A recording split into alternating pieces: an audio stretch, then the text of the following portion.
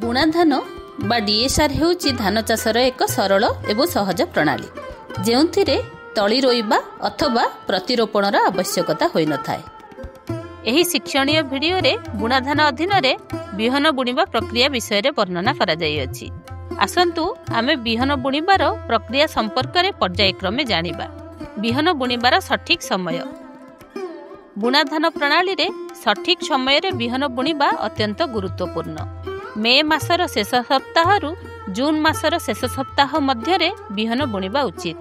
ଏହା ଗଛଗୁଡ଼ିକୁ ସୁସ୍ଥ ଭାବରେ ବୃଦ୍ଧି ପାଇବା, ଫସଲ ଶୀଘ୍ର ପରିପକ୍ୱ ହେବା ଏବଂ ଭଲ ଅମଳ ହେବାରେ ସାହାଯ୍ୟ କରିଥାଏ। ସଠିକ୍ ବିହନ ବାଛିବା।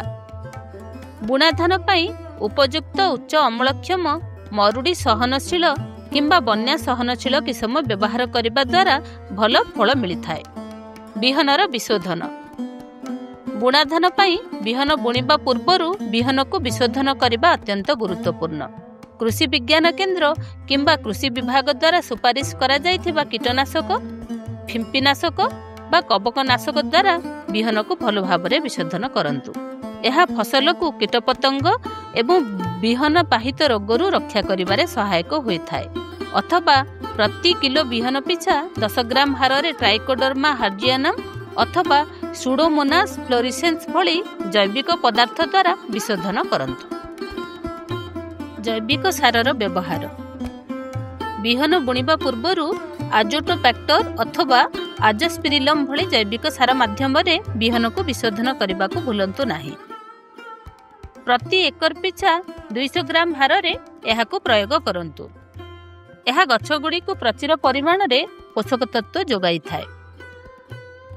ଏହା ରାସାୟନିକ ସାର ଆବଶ୍ୟକତାକୁ ହ୍ରାସ କରେ ଏବଂ ଫସଲ ଉତ୍ପାଦନ ବୃଦ୍ଧି କରିବାରେ ମଧ୍ୟ ସାହାଯ୍ୟ କରିଥାଏ।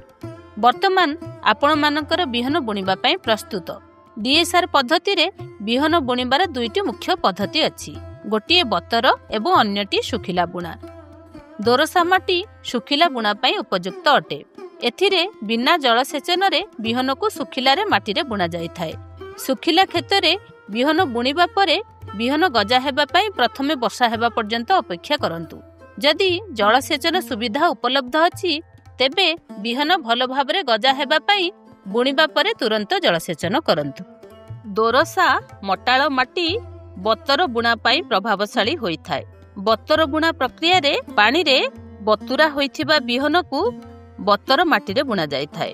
ଏହି ବିହନ ବୁଣା ପ୍ରଥମ ବର୍ଷା ପରେ କିମ୍ବା ହାଲୁକା ଜଳସେଚନ ପରେ କରାଯାଇଥାଏ, ଯେତେବେଳେ କ୍ଷେତର ମାଟି ବତର ଅବସ୍ଥାରେ ଥାଏ। ବିହନର ପରିମାଣ ଏବଂ ବୁଣିବା ପଦ୍ଧତି। କ୍ଷେତ ପ୍ରସ୍ତୁତ ହେବା ପରେ ବୁଣିବା ପାଇଁ ସଠିକ୍ ପରିମାଣର ବିହନ ବ୍ୟବହାର ଉପରେ ଧ୍ୟାନ ରଖନ୍ତୁ। ହାଇବ୍ରିଡ୍ ବା ସଂକର ଜାତୀୟ ବିହନ ପାଇଁ ପ୍ରତି ଏକର ପିଛା 8 କିଲୋଗ୍ରାମ ହାରରେ ବିହନ ବୁଣନ୍ତୁ। ହାଇବ୍ରିଡ୍ ବ୍ୟତୀତ ଅନ୍ୟ କିସମର ବିହନ ପାଇଁ ପ୍ରତି ଏକର ପିଛା 12 କିଲୋଗ୍ରାମ ହାରରେ ବିହନ ବୁଣନ୍ତୁ। ବିହନ ବୁଣିବା ପାଇଁ ବିହନ ସହିତ ସାର ବୁଣା ସୁବିଧା ଥିବା ଯନ୍ତ୍ରର ବ୍ୟବହାର କରନ୍ତୁ। ଯଦି ଆପଣଙ୍କ ପାଖରେ ଏହି ଯନ୍ତ୍ର ନଥାଏ ତେବେ ଆପଣ ହାତରେ କିମ୍ବା ବିହନ ବୁଣିବା ମେସିନ୍ ଯେପରିକି ସିଡ୍ ସ୍ପ୍ରେଡର ସାହାଯ୍ୟରେ ଛଟା ବୁଣା ପ୍ରଣାଳୀ ଦ୍ୱାରା ଏକର ପିଛା 24 କିଲୋଗ୍ରାମ ହାରରେ ବିହନ ବୁଣି ପାରିବେ। ବୁଣିବା ସମୟରେ ମୂଳ ସାରର ପ୍ରୟୋଗ କରିବା ବହୁତ ଗୁରୁତ୍ୱପୂର୍ଣ୍ଣ ଅଟେ। ଯଦି ଆପଣ ବିହନ ବୁଣିବା ପାଇଁ ବିହନ ସହିତ ସାର ବୁଣା ସୁବିଧା ଥିବା ମେସିନ୍ ବ୍ୟବହାର କରୁଛନ୍ତି ତେବେ କ୍ଷେତ ପ୍ରସ୍ତୁତି ସମୟରେ ହାତରେ DAP ସାର ପ୍ରୟୋଗ କରିବା ପରିବର୍ତ୍ତେ ବୁଣିବା ସମୟରେ ମେସିନ୍ ମାଧ୍ୟମରେ DAP ସାର ପ୍ରୟୋଗ କରନ୍ତୁ। ସଠିକ୍ ପରିମାଣର ସାର ପ୍ରୟୋଗ ପାଇଁ ଆପଣଙ୍କ ମୃତ୍ତିକା ସ୍ୱାସ୍ଥ୍ୟ କାର୍ଡରେ ଦିଆଯାଇଥିବା ପରାମର୍ଶଗୁଡ଼ିକୁ ଅନୁସରଣ କରନ୍ତୁ କିମ୍ବା ସୁପାରିଶ କରାଯାଇଥିବା ପରିମାଣ ଅନୁସାରେ ପ୍ରୟୋଗ କରନ୍ତୁ। ଏହା ଆପଣଙ୍କ ଫସଲର ସଠିକ୍ ସମୟରେ ବୃଦ୍ଧି ଏବଂ ଭଲ ଉତ୍ପାଦନ ପାଇଁ ଆବଶ୍ୟକୀୟ ସମସ୍ତ ପୋଷକ ତତ୍ତ୍ୱ ପ୍ରଦାନ କରିଥାଏ। ବୁଣା ଧାନରେ ବିହନ ମଧ୍ୟରେ ସଠିକ୍ ବ୍ୟବଧାନ ବଜାୟ ରଖିବା ବହୁତ ଗୁରୁତ୍ୱପୂର୍ଣ୍ଣ। ଧାଡ଼ି ମଧ୍ୟରେ ଦୂରତା 20ରୁ 25 ସେଣ୍ଟିମିଟର ଏବଂ ଗଛ ମଧ୍ୟରେ 10ରୁ 15 ସେଣ୍ଟିମିଟର ବ୍ୟବଧାନ ବଜାୟ ରଖନ୍ତୁ। ଏହା ଗଛଗୁଡ଼ିକୁ ପ୍ରଚୁର ସୂର୍ଯ୍ୟାଲୋକ, ପାଣି ଏବଂ ପୋଷକ ତତ୍ତ୍ୱ ଯୋଗାଇ ଦେବାରେ ସାହାଯ୍ୟ କରିଥାଏ। ଏହା ରୋଗପୋକର ଆଶଙ୍କାକୁ ହ୍ରାସ କରିଥାଏ ଏବଂ ଅମଳ ମାତ୍ରା କମିବା ଆଶଙ୍କା ମଧ୍ୟ କମ୍ ହୋଇଥାଏ।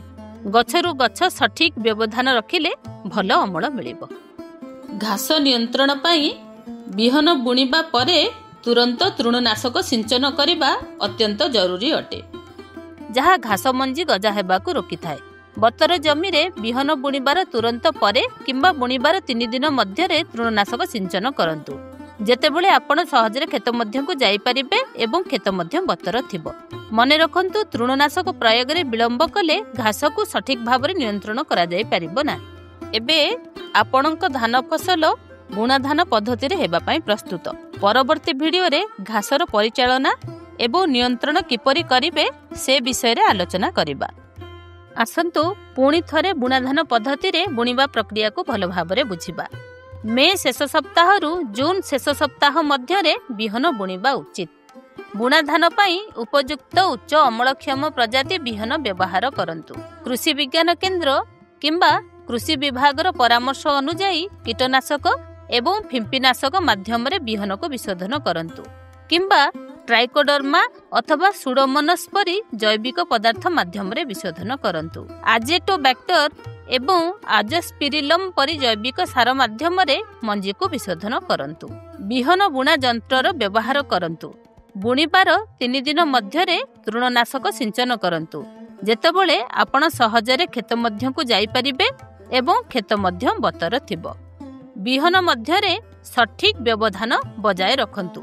धाड़ी रु धाड़ी 20 रु 25 सेंटीमीटर एवं गछरु गछ व्यवधान 10 रु 15 सेंटीमीटर। जदि आपणकर कौनसी प्रश्न थाए अथवा अधिक जानिबा को चाहुचंती तेबे आपणक निकटस्थ कृषि विज्ञान केंद्र किंबा कृषि सहायक केंद्र सहित जोगाजोग करंतु। बुणा धान पाई जमी प्रस्तुति एवं घास नियंत्रण सहित जड़ित गुरुत्वपूर्ण विवरणी संबंध रे जानिबा पाई आमर अन्य वीडियो गुड़िक देखंतु।